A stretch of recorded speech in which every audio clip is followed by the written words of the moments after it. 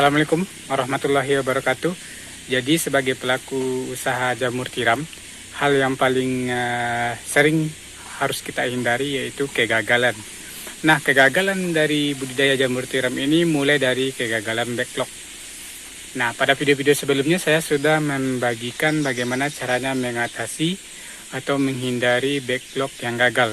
Bahkan di video sebelumnya saya sudah memberikan informasi terkait cara mendaur ulang backlog yang sudah gagal dan jenis-jenis kontaminasi. Nah, di sini pada video kali ini saya akan memberikan tips bagaimana caranya kita tidak mengalami kegagalan yang begitu signifikan atau mengurangi risiko kegagalan. Ada beberapa aspek yang perlu teman-teman ketahui atau sahabat ketahui ya.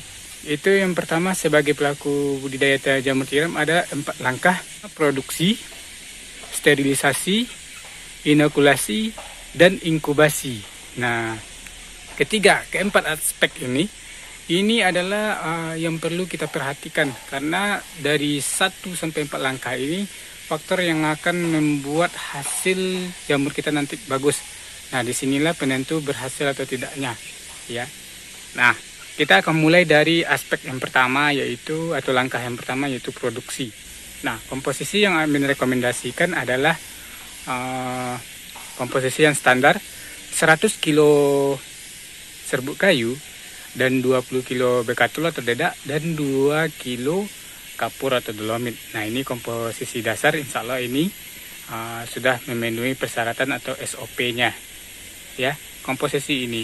Nah, kualitas itu tergantung teman-teman ya. Kualitas jangan pakai dedak atau bekatul yang sudah usang, apalagi berkutu. Serbuk kita pakai serbuk yang biasa saja, bisa serbuk yang bergetah ataupun serbuk yang tidak bergetah, asalkan serbuknya tidak sudah tertumpuk berbulan-bulan. Kalau serbuknya sudah hitam, warnanya hitam seperti tanah, tidak tekstur serbuk lagi, jangan dipakai ya. Tapi serbuk yang sudah lama tapi kompos bagus itu ya, warnanya tidak berubah tapi sudah halus, itu lebih bagus. Nah, komposisi ya, jadi komposisi itu perlu. Nah, di sini nanti akan penunjangnya. Yang kedua yaitu sterilisasi. Pada video-video sebelumnya saya sudah berbagi terkait sterilisasi ya, atau STEM. STEM ini ada beberapa metode.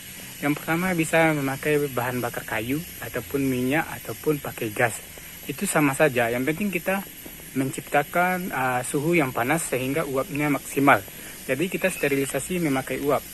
Nah, steamer ini bisa teman-teman lihat, steamer saya yang sudah saya upload, ada steamer yang dari sistem boiler atau box atau dari drum bekas. Nah, di situ teman-teman juga bisa melihat video-video saya sebelumnya. Yang penting kuncinya sterilisasi itu harus matang. Nah, bagaimana cara kita melihat standar kematangan stem atau sterilisasi?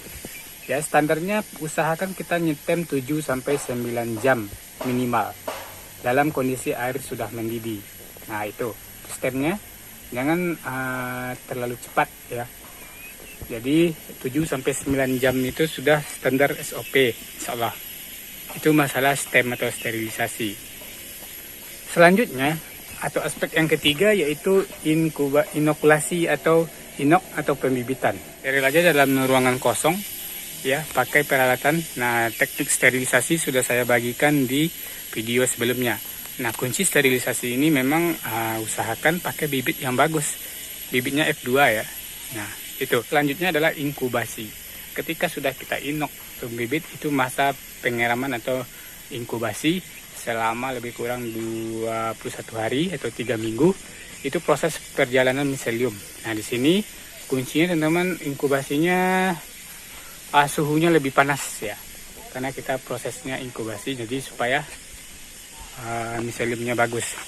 Mungkin itu yang dapat saya sampaikan. Kalau ada pertanyaan silahkan. Jadi itu kuncinya.